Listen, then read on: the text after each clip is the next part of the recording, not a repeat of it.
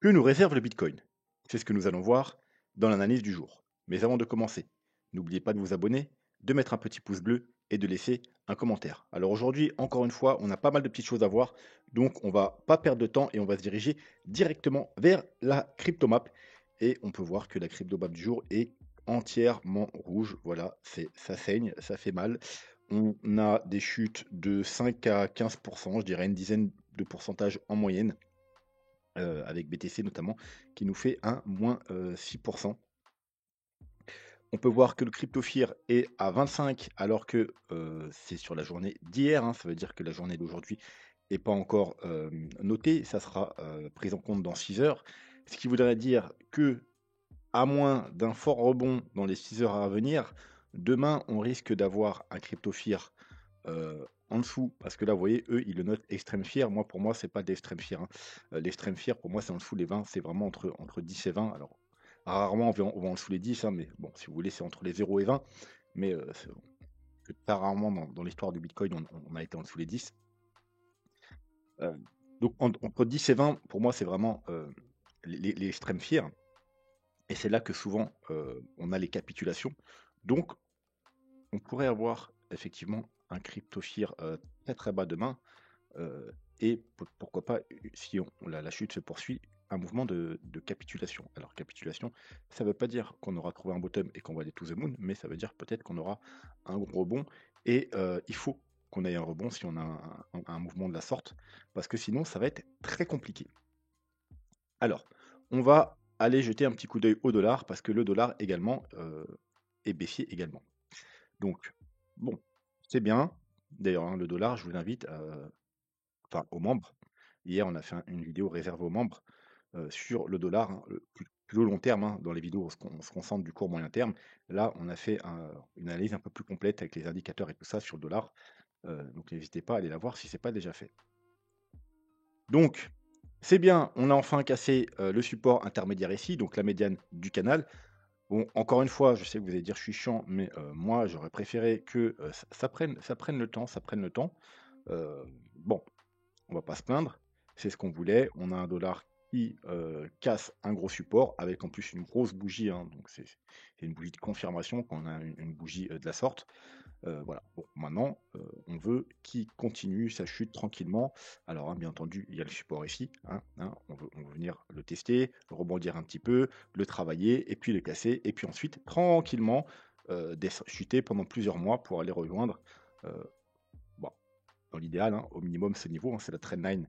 Voilà, le dollar, il est haussier depuis 2008, hein, vous voyez, il suit cette trendline, hein, donc bah, on aimerait bien qu'il aille au moins la rejoindre. Bon, après, s'il voulait la casser, libre à lui, hein, ce serait encore mieux pour aller rejoindre peut-être ce gros niveau. Mais voilà, on aimerait qu'il fasse ce mouvement euh, pour avoir plusieurs mois de baisse et théoriquement, ce serait bullish pour le Bitcoin et l'ensemble des cryptos, hein. Alors pourquoi justement je voulais pas de mouvement violent? Parce que mouvement violent, voilà, si ça continue demain, on peut très bien être là. On est bah, sur le bas du canal, un gros support. Il pourrait très bien rebondir et puis repartir à la hausse, pourquoi pas, hein, et voilà. Et donc du coup, ben, on n'aurait pas notre dollar baissier pendant plusieurs mois. Moi, c'est ce que je veux. Voilà, donc bon, c'est bien quand même. Il a cassé le gros support, à suivre, voir ce qui va se donner quand il arrivera sur ce support, en espérant qu'il le travaille et qu'il le casse et qu'ensuite il parte tranquillement à la baisse. Sur les marchés traditionnels, bon, j'ai pris le Nasdaq, je pourrais le prendre le S&P, c'est exactement pareil. Euh, on a aussi quelque chose de positif, hein. On a ce que j'attendais, tout simplement un setup de bottom. Hein, vous le savez, hein, mon setup de bottom préféré, c'est hop, notamment en daily. On vient chercher la zone de survente, on fait un bas, on rebondit, on vient faire un plus bas. Donc c'est ce que je vous avais dit la dernière fois, mais c'est ce que j'attendais, d'aller faire un nouveau plus bas. Je veux pas de V-bottom, je veux un bottom construit comme ça. Voilà, c'est plus facile de travailler et c'est les plus communs. Et une divergence, hein. Donc voilà, là, on a fait un plus bas et là on a bien notre divergence. Alors attention, bien entendu, la divergence n'est pas validée. Pour valider, il faut rebondir et casser la base de la divergence. Ça tombe bien, vous voyez, c'est le petit pointillé là. C'est tout simplement pile les 50. Voilà, donc si on rebondit un peu et que le récit recasse ici, la divergence est validée et on aura potentiellement un bottom ici. Alors soit un bottom définitif pour aller faire des plus hauts, soit au moins un gros rebond pour corriger tout ce mouvement baissier. Mais quoi qu'il en soit, c'est ce que je voulais voir, donc ça, je suis content. Alors bien entendu, on peut descendre un petit peu avant de rebondir, notamment parce on avait un premier gros niveau de support ici, on en a un ici, on pourrait pourquoi pas aller chercher, vous voyez, il est pas beaucoup plus bas, hein, chercher ce petit support-là. Normalement, si on vient juste chercher ce support-là et qu'on s'y attarde pas, ça va pas annuler la divergence parce qu'on a encore un petit peu de marge. On serait toujours dans la divergence. Bon, bien évidemment, par contre, si on casse ce support, on s'installe en dessous, on va probablement annuler la divergence, hein, parce que pour annuler la divergence, il suffirait de chuter trop longtemps et on passerait en dessous ce niveau et il faudra attendre un autre setup pour avoir un potentiel bottom. Voilà, donc encore une fois, ça c'est plutôt positif, mais bien entendu, il faut attendre les confirmations. Donc, sur le Bitcoin, on vous a encore fait le coup des pickpockets. Alors, hein, je m'explique. Qu'est-ce que j'appelle le coup des pickpockets? Je vous en ai parlé hier, enfin, pour les membres qui ont vu la vidéo hier, je vous en ai parlé hier. Avant l'analyse du dollar, on a jeté un petit coup d'œil au Bitcoin et je vous ai dit, faites très attention parce qu'on avait vu la cryptomap et le Bitcoin était haussier. Le Bitcoin, alors on va peut-être se mettre en 4 heures. Voilà, alors lors de la vidéo, on était quelque part potentiellement, je sais pas, on était quelque part là. Ouais, je crois qu'on était là. On était ici et je vous disais attention, le Bitcoin il est haussier, mais les altcoins, eux, la cryptomap était rouge. Les altcoins étaient dans le rouge et je vous ai dit attention, c'est encore une fois peut-être le même scénario qu'on vous a fait sur un plus petit time frame, bien entendu, lors de cette période, hein, ce que j'appelle aussi la poudre aux yeux. Je vais vous expliquer après pourquoi j'appelle ça le coup des pickpockets. La poudre aux yeux. En gros, alors je vais vous expliquer maintenant. En gros, hein, vous prenez un couple de pickpockets, hein. Alors on a une très jolie fille qui vient et vous détourne l'attention, hein. Elle vient, elle vous demande des renseignements avec des jolis petits sourires et donc vous n'avez Dieu que pour elle. Et pendant ce temps-là, bah, vous avez son partenaire par derrière, il vous fait les poches. Bon, bah là c'est pareil ce qu'on a eu là. On avait un Bitcoin qui a, qui a rangé tranquillement aux alentours des 100 000 dollars. Donc, on voit, même là, il fait même un nouveau plus haut. On vous dit tout va bien, machin. Vous avez les yeux uniquement rivés sur le Bitcoin. Et pendant ce temps-là, eh bien, les altcoins, ils ne suivent pas, ils commencent à corriger. Pendant qu'on vous dit que tout est bullish, eh bien, les gros portefeuilles, ils prennent des profits massifs sur les altcoins. Et vous continuez à acheter vos altcoins parce qu'on vous dit que ça va aller to the moon. Et pendant que vous achetez, eh bien, on prend des profits sur votre dos. C'est ce que je vous avais dit à l'époque dans cette période, qu'on était potentiellement dans ce scénario. C'est ce qui s'est exactement passé. Et c'est ce que je vous ai dit hier, hein, comme je dis sur un plus petit time frame. On vous fait croire que tout est bullish. Le Bitcoin, il monte et pendant ce temps-là, voilà, les gens s'enflamment. Ils vont acheter quoi? Bah, pas du Bitcoin parce que ça rapporte pas. Ils vont acheter des altcoins. On prend des profits sur votre dos. Et je vous ai dit, attention, ce qui risque de se passer, en plus, on est en train de travailler cette trendline, c'est tout simplement d'aller faire une mèche pour aller rechercher soit bah, le haut de la zone de rechargement de short là, soit le bas de celle-ci. Et puis une fois qu'il y aura Trump qui a fait son discours, qui sera probablement bearish, eh bien il risque d'y avoir quoi?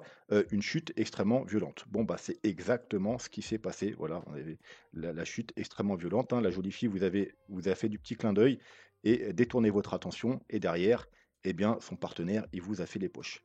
Voilà. Donc, moi, comme vous le saviez, j'avais pris un trade ici sur les niveaux d'achat. Et j'ai pris donc les profits ici. Alors, j'ai pas clôturé, hein, je clôture jamais les trades. J'ai pris des profits ici. Et j'ai tenté un short bah, ici même, en fait, hein, sur la deuxième en 1 heure. J'ai tenté qu'on est revenu là. Et puis qu'on est réintégré. J'avais pris un short là. Avec un stop. Bon, vous savez que moi, je fais des micro-stops à chaque fois, hein, donc que je prends toujours des points pertinents. Vu que je fais du levier, je peux pas, du gros levier, je ne peux pas me permettre d'avoir des gros stops, hein. Donc je prends un trade là, j'ai un micro-stop ici. Et bien évidemment, mon stop, il a été pris avec cette mèche. Et bien entendu, je comptais retenter un short si on atteignait ce niveau. Malheureusement, j'étais pas là. J'étais pas là, j'étais occupé et quand je suis revenu, on était par là. Voilà, donc tout simplement, heu, j'ai attendu qu'on vienne là, qu'on fasse cette grosse mèche et qu'on réintègre et là, bah, j'ai pris Du coup, j'ai pris mon short ici. Voilà, donc je ne l'ai pas eu là. Tant pis, je l'ai eu là. C'est mieux que rien. Heu et donc du coup, bah, j'ai mis mon st alors, hein, normalement, moi, je comptais prendre mon stop là et puis mettre mon short là et mettre le stop au-dessus de la mèche ici. Bon, bah, vu que j'ai pris mon short là, heu, j'ai pas mis de stop, hein. J'ai attendu de voir si on aurait clôturé au-dessus de la trendline, j'aurais tout simplement coupé manuellement et une fois qu'on a chuté, bon, bah, là, j'ai juste mis mon stop à break-even. Voilà, donc bon, c'est pas l'idéal parce que si on remonte, je peux me le faire prendre mais voilà, hein, le premier objectif, c'est de pas perdre d'argent donc voilà, vu que j'ai pas la position idéale pour ce trade, j'ai le stop à break-even comme ça, bah, si on revient, eh bah, je perds pas d'argent. Donc bah, là, on est dans une situation délicate, hein, parce que, comme je vous ai dit, si on sort de cette zone, les probabilités qu'on ait trouvé un bottom ici diminuent. Alors bien entendu, pourquoi? Simplement, hein, parce que là, on a fait une première vague. Là, on est dans une vague 2 et puis après 3, 4, 5, hein, vous savez comment ça se passe l'héliotisme. Le target principal d'une vague 2, c'est 0,5, 0,618. C'est ici, c'est pour ça qu'il fallait rechercher des petits achats ici. Bien entendu, hein, on pourrait être dans une A, une B, une C et aller rechercher un peu plus bas, hein, parce que ça, c'est les targets les plus communes. Mais ça arrive aussi quand même régulièrement que les vagues 2 aient cherché les 0,786, donc au niveau des 79 300 $. Donc on pourrait aller chercher cette zone, mais il faudra que ce soit rapide, il faudra que ce soit plutôt rapide. Voilà, si on commence à s'installer ici, puis passer en dessous, on ira probablement faire des plus bas. Et encore une fois, si on doit aller faire des plus bas, il va falloir que ce soit aussi rapide, hein. On l'a déjà vu dans les analyses weekly et mensuelles. Alors je vous rappelle, si vous n'avez pas déjà vu, lundi, il y avait l'analyse weekly normalement, comme tous les lundis. Et mardi, si je ne me trompe pas, c'était le 1er avril, et on a fait l'analyse mensuelle. Donc pour ces time frames-là, allez voir, on ne va pas revenir dessus aujourd'hui, hein, on va se concentrer sur le plus court terme. Allez voir les vidéos de lundi et mardi si c'est toujours pas fait. Donc on va justement aller voir, s'intéresser ou un peu plus court terme et également au plan Elliott Wave.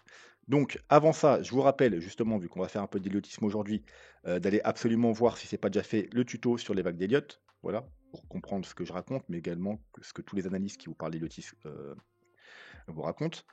Si vous voulez soutenir la chaîne, vous pouvez faire des petites donations en crypto. Vous pouvez utiliser les liens d'affiliation, c'est toutes les plateformes que j'utilise personnellement pour investir et trader sur les cryptos. Et si vous voulez vous diversifier, je vous le rappellerai jamais assez, c'est très important. Trade Republic, pour moi, c'est la meilleure plateforme pour investir sur les marchés traditionnels. Voilà.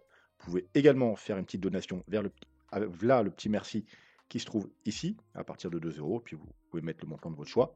Et pour moi, la meilleure façon de soutenir la chaîne financièrement, bien sûr, c'est de rejoindre, devenir membre. Et vous avez 4 paliers de 2,99 à 14,99. Et à partir du palier numéro 2, donc le VIP 1, à 4,99, vous avez accès. Alors il y a des petits bonus dans chaque palier, mais à partir de ce palier-là, vous avez accès aux vidéos réservées aux membres, comme celle d'hier, par exemple. Voilà. Et puis bien entendu, hein, si vous voulez soutenir la chaîne totalement gratuitement, il y a une façon très simple de le faire. Vous vous abonnez, vous mettez un petit pouce bleu et un petit commentaire. Donc, on est du coup sur Bitcoin Index, c'est tout simplement parce que c'est là où il y a le plus d'historique. On a l'historique depuis 2010. Donc c'est en général là que je fais les analyses sur les indicateurs parce qu'on a pas mal d'historique. Donc là, on est sur le RSI. On est sur le RSI. On a eu un setup de bottom. Encore une fois, c'est comme je vous explique, ce setup-là, c'est un setup de bottom qui nous donne un rebond, mais pas forcément to the moon, hein. Comme on l'a actuellement sur SP500, ça veut dire un bas, un plus bas, zone de survente, on rebondit et une divergence. Boum, rebond. Bon, on est quand même, pour l'instant, alors, rien ne dit que c'est fini. Passer des 76 000 aux 80, ouais, pratiquement 89 000 $, hein, c'est quand même un rebond au moins de 15%. Donc c'est quand même pas mal. Mais voilà, hein, ce setup de bottom nous dit qu'on va avoir un rebond, mais pas forcément to the moon, hein. Ça ne veut pas dire que c'est un bottom définitif. Quoi qu'il en soit, c'est pas le daily qui va nous intéresser aujourd'hui, c'est parce que on pourrait avoir ce même setup qui va se mettre en place si on devait aller faire des nouveaux plus bas, hein, en 3 jours, hein. Vous voyez qu'en 3 jours, on a un bas, on a un bas, on a un rebond. Et si on devait aller plus bas, donc encore une fois, il faudrait que ce soit rapide, il ne faudrait pas s'installer en dessous, parce que si on s'installe en dessous, on va probablement annuler ce potentiel setup et on va potentiellement aller rechercher la zone de survente. Alors, chose très rare, hein, on ne l'a pas fait dans. Alors, déjà, ce ne sera pas forcément super positif. Alors, oui, hein, en général, c'est des très bons niveaux d'achat quand on vient en zone de survente en 3 jours en weekly. Mais vous voyez que depuis la dernière fois qu'on y a été, c'était à la fin du bear market, hein, en 3 jours. On n'y a jamais été durant tout le bull run. Donc, revenir jusqu'ici, c'est pas forcément quelque chose de positif. C'est pour ça que je vous dis que si on doit aller faire des plus bas, il faut que ce soit rapide, il faut que le setup se mette en place. C'est-à-dire un plus bas, mais là, on ne vient pas faire de plus bas. Tout simplement, vous voyez qu'on a de la marge, hein, donc c'est largement faisable. Puis ensuite, bien entendu, on pourrait remonter, valider, casser les 40, 47 pour valider la divergence. Et repasser au-dessus de cette moyenne mobile, hein. Parce que là, on essaie de la casser, et vous voyez que là, on est peut-être en train de la valider. Alors là, on est en train de la travailler. Donc voilà, c'est ça qu'il faudra surveiller. Et alors attendez, tac, tac, tac. Voilà. En gros, on veut faire exactement la même chose qu'on a fait ici. Vous voyez?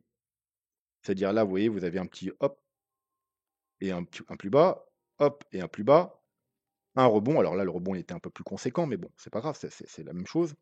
Vous avez un petit M-top sur le haut du rebond, et puis une divergence et rapide. Vous voyez, on est venu faire un plus bas, mais rapide. Une mèche comme ça, tac, et on a réintégré. Et du coup, on a une belle divergence. Et ensuite, on a pu monter. Bon, là, c'est pareil. Hop, on a fait un rebond, un petit M-top, comme ça. Et voilà, donc on veut, si on doit faire un plus bas, comme ça, rapide. Soit comme le mouvement ici, ça veut dire, vous voyez, je vais peut-être mettre, est-ce qu'on a une ligne ici? Non, je vais vous mettre une ligne. De deux scénarios. Hop, et on va le voir après sur le. Je vais le mettre un peu plus grosse. On va la mettre en deux. Ouais. Donc, soit une mèche rapide, comme ça, une grande mèche rapide, et réintégration, ou soit une petite bougie de clôture, vous voyez, mais pas de bougie de confirmation, et on réintègre. Voilà, dans les deux cas, hop, hop, c'est bullish, on peut rentrer à l'achat, hop, hop, c'est bullish, on peut rentrer à l'achat, ou à la clôture, voilà, à l'ouverture de la prochaine bougie. Et bien entendu, du coup, notre divergence, etc., tout ce qu'on veut voir.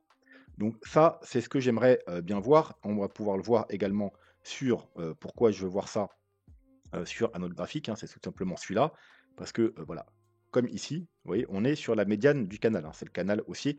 Comme je vous ai dit, moi je ne veux pas retourner dans cette partie-là. Pourquoi? Parce que c'était la partie du début du bull run qui se mettait en place, hein, le canal.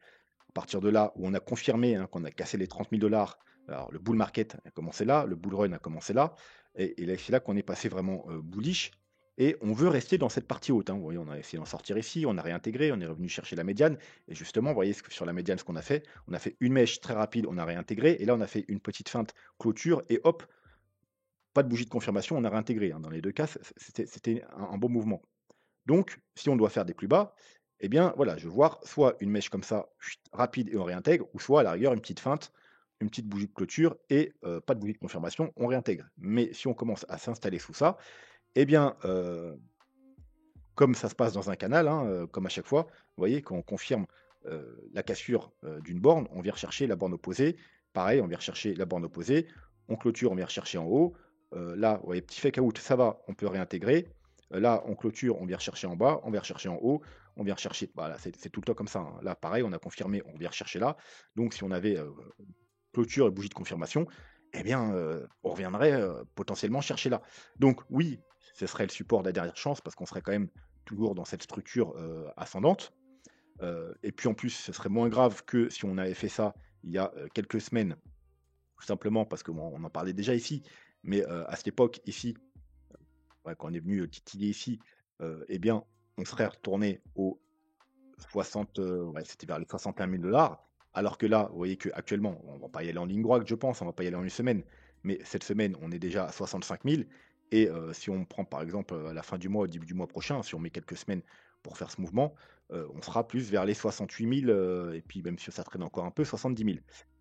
Donc voilà, ce serait des niveaux encore voilà, qui pourraient tenir. Alors que là, si on aurait été ici, c'était fini. Mais bon, on voudrait éviter.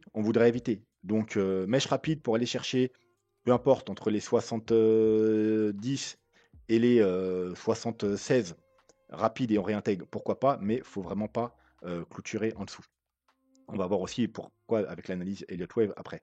Donc, bon, ça, c'était pour le RSI.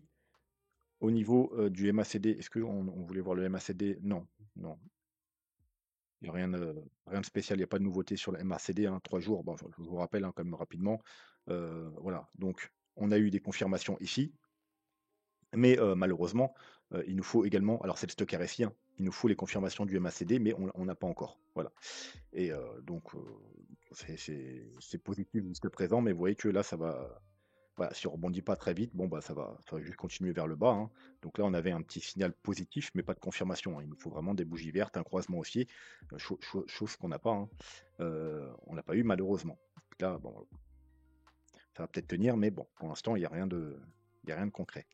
Donc, on va plutôt s'intéresser aux moyennes mobiles, et on a dit qu'on s'intéressait aux daily aujourd'hui. Donc, malheureusement, on a essayé, hein, encore une fois, de repasser au-dessus de la moyenne mobile 200.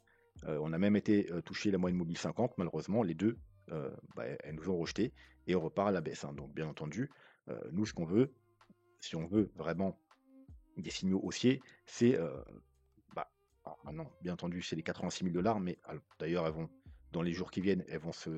Bon, on aura la Death Cross. Alors, si vous voulez savoir qu'est-ce qui peut se passer sur une Death Cross, je vous invite à aller voir tout simplement la vidéo bah, de lundi, hein, spécial Death Cross. Et alors, pour faire un global résumé, qu'est-ce qui se passe souvent dans. Alors, on en était où? On était là. Qu'est-ce qui se passe souvent dans une Death Cross? Eh bien, alors théoriquement, un Death Cross, c'est plutôt bearish, mais ce qu'on voit souvent, c'est des bottoms, hein. C'est souvent justement un bottom. Donc, si justement on devait avoir une capitulation, faire un plus bas ou revenir chercher seulement, comme on a vu là, les 78,6 vers ici, vers ici, donc une capitulation, eh bien ça collerait parfaitement avec, justement la Death Cross qui en général, c'est un niveau où, qui fait bottom et il y a souvent un rebond. Un rebond, alors si on est en bear market pour aller plus bas et si on est toujours en bull run, en général, c'est alors je vous montre ici, on va s'enlever les moyennes mobiles qu'on n'a pas besoin. Donc la moyenne mobile 100 et la moyenne mobile 21.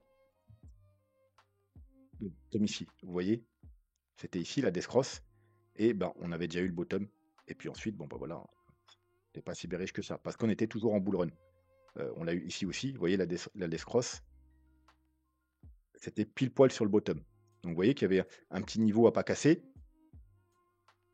on a fait un plus bas, rapide, Death Cross, on a réintégré, et puis on a monté. Donc voilà, c'est exactement ce que je veux voir, hein. Si on doit casser ce niveau, ces niveaux-là, c'est rapide, et hop, on réintègre, il y a notre Death Cross, encore un signal de bottom, et puis on part. Voilà. Mais si on s'installe en dessous, eh bien, malheureusement, il y a des chances qu'on soit en bear market, parce qu'en bear market, par contre, c'est pas la même histoire. En bear market, tac, Death Cross. Alors effectivement, on avait un petit bottom, hein, mais voilà, on a eu un petit rebond, et puis ensuite, boum. Alors après, on a eu un gros rebond, mais ok, bon, après, on est parti aux oubliettes. Donc voilà. Et donc, nous, ce qu'on veut, c'est ça, et puis ensuite, donc, elles vont se cumuler aux alentours des 86 000 $, et ensuite, on veut rebondir et repasser au-dessus des 86 000 $, excusez-moi. Parce que si jamais on est en bear market, eh bien, vous voyez que après, on est rejeté par la moyenne mobile de 100, hein. Donc, nous, ce qu'on veut, si jamais on a le scénario qui se passe, on doit avoir une capitulation, peu importe, pour venir là, pour venir faire des plus bas, le rebond, on ne veut pas être bloqué ensuite par la moyenne mobile de 100. On veut réintégrer et passer au-dessus. Et là, au contraire, ce sera extrêmement bullish. Probablement qu'on aura trouvé le bottom définitif, que ce soit là, donc pas faire de plus bas ou d'aller un peu plus bas. Ce sera une très bonne chose. Mais il faudra vraiment avoir ça qui se produise. Et en 3 jours, ah bah, du coup, j'ai plus mes moyennes mobiles. Voilà, on a été rejeté par, hop là, pile poil la moyenne mobile 21, vous voyez, hein, c'est moyenne mobile 21, on l'a cassée. Elle nous a fait chier pendant plusieurs semaines ici, on n'a pas réussi et puis au final, bon bah, on est parti, on a cassé la moyenne mobile 50, on s'en est fait rejeter, on est venu chercher la moyenne mobile 100, là, voilà. Donc, encore une fois, on peut revenir ici, on peut légèrement aller en dessous, si on a besoin, hein. On n'a pas forcément besoin, on peut venir, comme je vous ai dit, chercher les 0,786, mais si on doit aller en dessous, légèrement, soit une mèche violente, soit une petite bougie de clôture et on réintègre et on repart. Bon, par contre, si on clôture en dessous, ben voilà, vous voyez, encore une fois, c'est direction, bon, c'est plutôt problématique, hein. Donc, petite capitulation rapide, CryptoFear à 10-20, OK, tout sera parfait, Death Cross et tout, on aura tout ce qu'il faut pour faire un bottom, mais il faut rebondir, voilà. Et ce sera potentiellement justement une très très bonne opportunité d'achat. Si on rebondit, bien entendu. Si on clôture et qu'on s'installe, malheureusement, au contraire, c'est très mauvais signe. Oui, Ishimoku. Ishimoku, pareil, alors je reste en 3 jours, hein. Pareil, voilà, on revient sur le bas du nuage. Donc encore une fois, on peut rapidement venir faire une grande mèche, voir une petite clôture. Voilà, bon, c'est un nuage, donc on s'en fout, mais il faudra réintégrer rapidement parce que je vous rappelle qu'on est en dessous de la Kijun, en dessous de la Tenkan. Si on perd le nuage, il n'y a plus rien. Il y a plus rien, hein, il y a plus rien en dessous. Et là, bon, bah, il y aura un petit peu de nuage, un petit bout de nuage ici, mais bon, c'est pas grand-chose, hein, voilà, on sera totalement bearish et ensuite, il faudra compter sur le weekly. Mais le weekly, il n'y a rien non plus en dessous de nos pieds jusqu'aux 60 000 $. Donc voilà. En gros, faut vraiment si on doit aller faire des plus bas, que ce soit rapide, que ce soit vraiment une liquidation, que ce soit vraiment pour faire peur à tout le monde avant d'avoir un rebond conséquent. Mais si on s'installe en dessous les plus bas, ça va être problématique. Donc, alors avant de continuer, je vais juste boire un petit peu d'eau.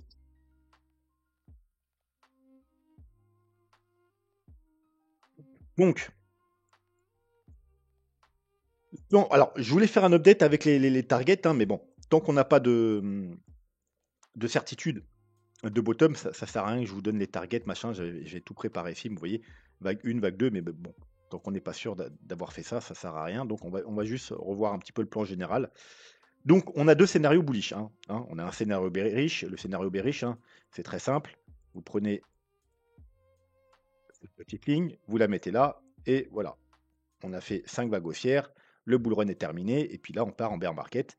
Voilà, on va pas voir ça aujourd'hui. On verra ça quand on aura les confirmations, lorsqu'on aura cassé les 70 000 $, voilà, qu'on sera sûr qu'on sera en bear market.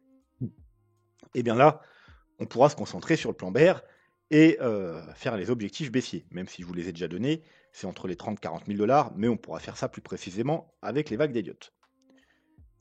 Donc, tant qu'on est au-dessus des 70 000 $, on va rester positif et on va se dire qu'on a encore des chances d'aller faire des plus hauts. Donc, on a deux plans bullish. Ce plan-là qui est très bullish. Alors, l'autre, qui était le plan principal, c'est vrai qu'au fil du temps, il perd de sa probabilité, mais celui-là, en fait, ce qui m'embête, c'est que déjà, il est très très bullish, il nous emmène sur des targets au-dessus de 200 000 $, ce qui m'embête un peu. Alors, bon, c'est pas impossible, hein. Les États-Unis, ils ont fait une réserve de monnaie en Bitcoin. Il suffirait que dans les mois qui viennent, il y a d'autres pays qui annoncent une réserve de monnaie. Effectivement, le Bitcoin pourrait aller largement 200, 300, 400, que sais-je. C'est possible. Bon, mais en l'état actuel des choses, moi j'aime bien rester plutôt les pieds sur terre. Et par rapport au plan le hot wave, vous savez qu'on peut faire des targets avec chaque vague. Donc là, on a nos vagues jaunes. Donc les targets de vagues jaunes, c'est celle-là, hein. Alors, on en avait déjà avant, hein. C'est pour ça qu'on a pris des profits ici. On avait déjà une target ici, aux alentours des 100 000 $. On a là, c'est les. Alors, bon, je vais vous montrer quand même. On va le faire ensemble. Hop, simplement, prenez extension de Fibonacci. On part en bas de la vague 2, en haut de la vague 3, en bas de la vague 4. Et vous aviez la première target aux alentours des 1. Ensuite, vous avez des petites targets intermédiaires, mais vous voyez, on est venu chercher les 1,13 à 1,36, mais les grosses targets, vous voyez, c'était 98 000 $, donc autour des 100 000 $. On a la deuxième target principale qui est 1,61,8, qui pour une vague 5 est déjà bullish, parce que je vous rappelle que la première target, c'est les 0,61,8. Moi, je vous ai dit, je ne prendrai pas de profit, parce que pour moi, on irait plus haut. Enfin, c'est une target extrême, enfin, c'est une target pas extrêmement faible, c'est une target faible, et je ne m'attends pas à quelque chose de faible. Donc, sur cette première target, je ne prendrai pas de profit. Je prendrai à partir des 1.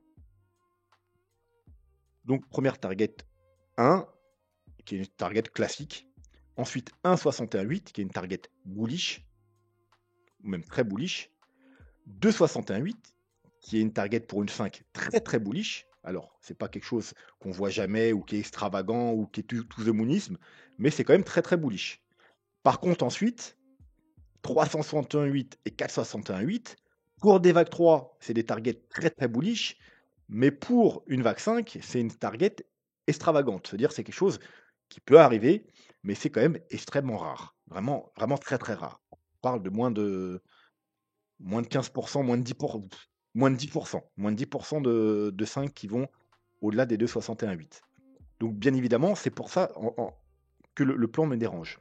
Parce que les targets des vagues roses, donc ce plan extrêmement bullish, il dit quoi? Il dit que cette vague 5 là, elle va être en extension, que là, le mouvement qu'on a fait, c'était juste une première sous-vague, 1, on cherche une vague 2, et ensuite 3, 4, 5, et les targets, ces targets de vague rose, elles nous emmènent là, target classique, target bullish. Donc vous voyez, elles nous emmènent... j'ai effacé un trait là ou quoi? Oui, il me manque. Alors attendez, on va recommencer, il me manque un trait là.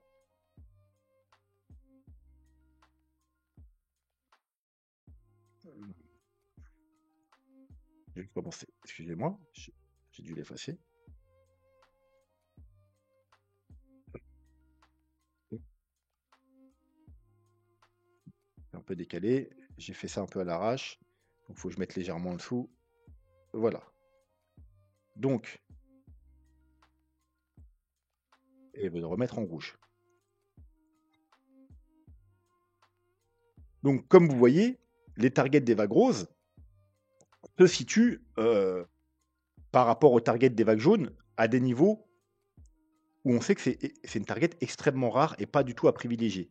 C'est ça qui m'embête en fait. C'est que c'est vraiment très très très bullish. Alors ça reste des targets, mais voilà. Donc bon, cette première target là justement, elle coordonne à peu près, vous voyez, avec justement les deux dernières targets.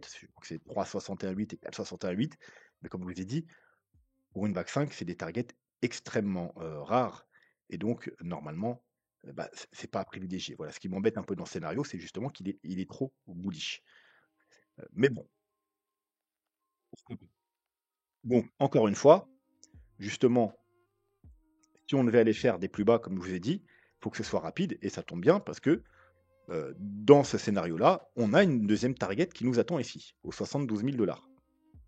Donc on pourrait, alors on n'est pas obligé de les piles à rechercher, hein, des fois les Fibo, souvent on va piler à rechercher, mais des fois, bon, voilà. Donc ce que je voudrais voir, encore une fois, ce que je vous ai dit en toute la vidéo, si on devait faire aller plus bas, ce serait aller rapidement chercher ici, et puis rebondir, tout simplement, aller chercher notre target numéro 2, hein, parce que là on est dans une vague 2, les vagues 2, encore une fois, c'est la même chose, c'est hop, 0,5, 0,618, donc rapidement aller rechercher, et puis rebondir. Donc niveau très intéressant d'achat aux 72 000 $. Mais ne pas s'installer en dessous. Parce que si on s'installe en dessous, eh bien, les probabilités, hein, bien entendu, on pourrait revenir chercher ici aux 62 000 $, mais voilà, on est dans du 20% de probabilité parce que dans 60-70% des cas, une vague 2, ça arrive là-dedans. Je veux voir la même chose qu'ici, encore une fois. Vous voyez, ici, on avait notre première target, notre deuxième target, on est venu chercher ici, rebondir, et là, d'ailleurs, je vous avais dit à peu près la même chose qu'à l'époque, hein, parce on avait créé un niveau aussi on voulait éviter de casser sur du long terme. Je vous ai dit, il faut éviter de s'installer sous ces niveaux-là. Cette target, on peut venir la rechercher, mais il faudra pas trop qu'on s'y installe et surtout pas qu'on la casse. Il faudra que ce soit rapide. Bon, bah, c'est exactement ce qu'on avait fait. On était venu chercher pile poil notre target aux 50 000 $. Et puis voilà. Et puis après, une deuxième fois, on était revenu chercher ce niveau, hein. D'ailleurs, j'ai toujours un trade ouvert aux 54 000 $ depuis l'époque, hein, même si j'ai pris des profits. Euh, parce que là, j'ai pas eu le temps. Malheureusement, c'est trop rapide, hein. Moi, je ne prends pas les trades à l'avance. Je les prends sur place, mais ça a été rapide. Donc moi, je l'ai tout simplement pris là. Mais c'est ce que je veux voir. Donc encore une fois, tac, et puis après, hop, et puis on repart. Bon, si on commence à s'installer là-dessous, je suis désolé, mais voilà, on privilégie le scénario, malheureusement, de bear market. Bon, ensuite, notre deuxième scénario bullish, lui, il perd, comme je vous ai dit, de jour en jour. Je vais enlever ça pour l'instant. Voilà, hop là. De jour en jour, de la probabilité, simplement parce que lui, on n'est pas dans une vague 1, on est dans une 1, 2, 3, 4. Et du coup, on attend juste une vague 5. Donc, on a des targets beaucoup plus réalistes, hein, des targets qui sont là. Vous voyez qu'on a tout un tas de targets qui sont là en confluence, c'est-à-dire entre les. Oui, on pourrait faire effectivement un double top. On pourrait faire un double top, hein, donc aux 108 000 dollars. Et puis sinon, pour les targets roses, parce que les targets bleus, je vais les enlever simplement parce que les vagues bleues, on a vu que ça rechute, ça sert à rien. Il faut attendre qu'on ait quelque chose. Donc on se concentre sur la target jaune qui est là, la prochaine target, hein. Là, on avait la dernière target aux 98 000. On a la prochaine aux 128 000 et on a la target de la vague rose aux 126 000. Donc vous voyez, en 126, 128, c'est la prochaine target, c'est ma target principale pour ce scénario. Bien entendu, on a une target aussi plus bullish ici pour les vagues roses et ici pour les vagues jaunes. Mais voilà, on va déjà se concentrer sur cette target. Moi, si on vient aux 130 000 dollars, je suis déjà très content. Donc, pourquoi le scénario perd petit à petit la probabilité? C'est parce que il faut absolument avoir bottom ici pour ce scénario précisément, parce que ça dure beaucoup trop longtemps, hein. Une vague 4 est censée corriger la vague 3, c'est pas censé durer plus longtemps qu'une vague 3. Et puis en termes aussi de. Voilà. On est venu toucher les 0,618, une vague 4 qui va plus. Hein, normalement, on savait que les targets principales, c'est 0,382, 0,5. On est venu chercher les 0,618, ça arrive, mais aller en dessous, c'est extrêmement rare. Donc ce scénario perdra fortement en crédibilité. Voilà. Alors, on m'a demandé, est-ce qu'il n'y avait pas quelque chose à faire pour les vagues là, les mettre comme ici, ça veut dire avec le bottom ici. Oui, c'est possible, effectivement. On peut, hein. Alors, parce que je vous explique. Il y a deux possibilités ici, d'avoir bottom ici ou d'avoir bottom ici. Oui, le bottom, ça ne fait pas forcément sur un plus bas sur les vagues d'Elliott. Il peut y avoir des tronqués. Bon, moi, c'est ce que j'ai. Ma correction me disait que le bottom était ici. C'est comme là que la correction me disait le top, c'était ici. Mais effectivement, si du coup, on dit, et puis on est dans une flat, hein, pour moi, on est dans une flat A, B et C. Voilà. Bon, bref, admettons qu'on est dans ce scénario-là. Donc, on décale juste les vagues. Et du coup, là, le top est pas là et pas là. Et effectivement, dans ce cas-là, on peut venir faire un nouveau plus bas et être toujours dans ce scénario. Puisque les Fibos seront décalés. Et les 0,618, du coup, vous voyez, ils se retrouvent ici. Donc, effectivement. Et du coup, en termes de temps, hein, bah forcément, si la correction, elle commence là et pas là, bah, elle est plus courte. Et puis, en plus, la vague 3, si elle finit pas là, mais là, elle est plus longue, hein. Donc, en termes de temporalité, du coup, là, on est beaucoup mieux, hein. On a une vague 3 qui dure 138 jours. Et pour l'instant, on a une vague 4. Pourquoi chaque fois ça me fait ça? On a une vague 4 qui me dure 73 jours. Donc elle pourrait durer encore même 30 jours et on resterait toujours inférieur à la durée de la vague 3. Donc effectivement, on pourrait venir faire un plus bas, venir chercher les 0,618. Hein. Par contre, il ne faut pas les casser. Enfin, on peut faire une petite mèche, etc. Mais il ne faut pas les casser. Sinon, ce plan, voilà, là, il sera. Je pourrais plus rien vous trouver pour pas invalider ce plan, malheureusement. Donc voilà, il faut que ce soit rapide. On vient les chercher et puis ensuite, hop, voilà. Et on refera les targets parce que du coup, les targets, c'était par rapport au bottom ici. Bon, ça va pas changer grand-chose, hein. Si on vient là au lieu de là, ça va se changer de quelques dollars. Mais voilà. Et puis bien entendu, vous voyez là, ça nous emmène au mois de juin. Soit ça va se terminer au mois de juin, soit là, ce sera une correction, une sous-vague, et puis ensuite une dernière vague haussière pour finir en fin d'année. Mais on en parlera ça de. Moi, il y a peu de chances pour moi qu'on finisse. On en parlera, on fera une vidéo exprès sur ça. Pour la fin, si on doit avoir une nouvelle jambe haussière, la fin du bull run. Mais comme vous savez, hein, moi, quand tout le monde s'attend à quelque chose, souvent, c'est pas ça qui se produit. Mais on en parlera dans une autre vidéo. Voilà. Donc, je pense qu'on va s'arrêter là pour aujourd'hui. Si vous avez des questions, n'hésitez pas en commentaire. Si vous n'êtes pas abonné, allez-y. Qu'est-ce que vous attendez? Un petit pouce bleu, ça fait toujours plaisir. Et sur ce, je vous dis à demain. Tchuss.